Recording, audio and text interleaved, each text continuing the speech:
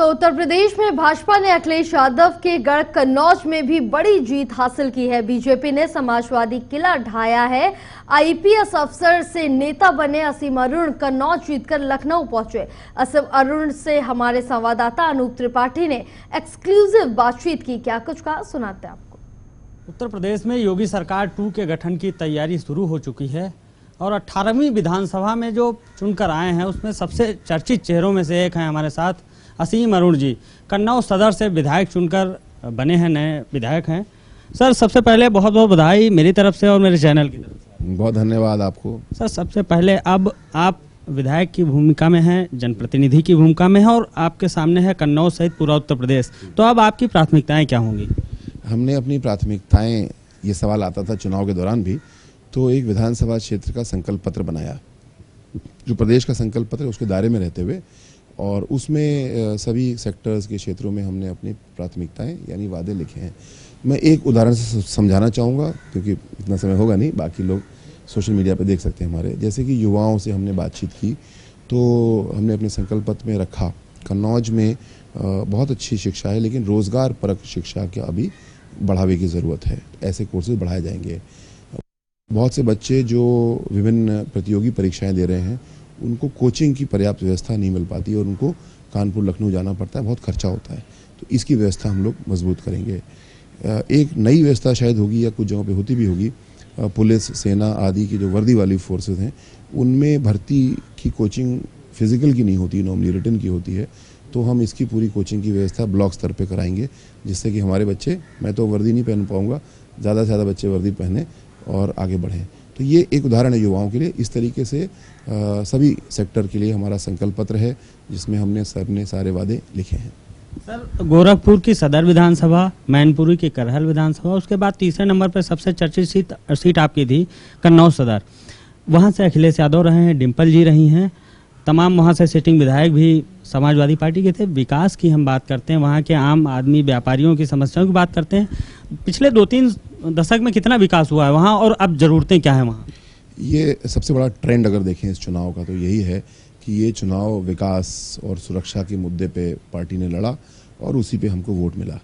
और जो वोटों के ठेकेदार थे, वोटों के व्यापारी थे, वो आपने देखा कि 1-2 पे जा कर के टिके।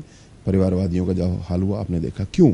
क्योंकि आज का नागरिक यानी मतदाता बहुत जागरूक हो चुका है और लोकतंत्र का सही रूप मोदी जी के द्वारा जो बनाना शुरू किया गया था वो पूरा होने पे आ गया है। अब अगले चुनाव में इसका और मुझे लगता है काम पूरा हो जाएगा। और मैं अपने कन्नौज की जो डेटा एनालिसिस करता हूँ तो देखता हूँ कि हमको हर जाति, हर धर्म से वोट मिला है। कहीं से कम, कहीं से ज़्यादा हो सकता है, लेकिन हर एक ने वोट दिया। क्यों? क्योंकि मुद्दों पे वोट इस बार हुआ है। और जो अपने आप को वोटों का ठेकेदार समझते थे कि हमको इस जाति का वोट तो पूरा मिलेगा ही, इस धर्म का वोट तो पूरा मिलेगा ही, उनको वोटरों ने, मतदाताओं ने एक ज़बरदस्त जवाब दिया है। और अब हमारा लोकतंत्र बहुत परिपक्व हुआ है और जो अपोजिशन पार्टीज़ अपने आप को इससे नहीं बदल पा रही हैं उनका हश्र आप देख रहे हैं। कन्नौज इत्र नगरी कहा जाता है सर, और इस बार 2022 के विधानसभा चुनाव में इत्र काफ़ी बदनाम हुआ, छापेमारी वगैरह हुई है, आपने देखा। तो अब वहाँ के व्यापारी और ख़ास तौर पर जितनी बार हम वहाँ गए हैं तो मुझे लगा अभी भी जो वहाँ के फूलों की खेती करते हैं या इत्र का जो बनाते हैं तमाम समस्याएं हैं। तो उसके लिए क्या कुछ प्लानिंग है?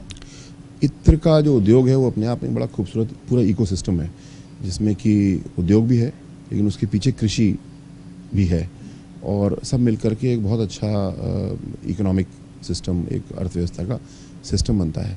इसमें नया काम करने की ये ज़रूरत है कि पारंपरिक तरीके से इत्र को बनाएं हम, लेकिन उसकी मार्केटिंग, पैकेजिंग और राष्ट्रीय अंतर्राष्ट्रीय स्तर पे उसको पहुंचाना, इसमें काम करना है। पिछले 5 वर्षों में इसमें काम हुआ।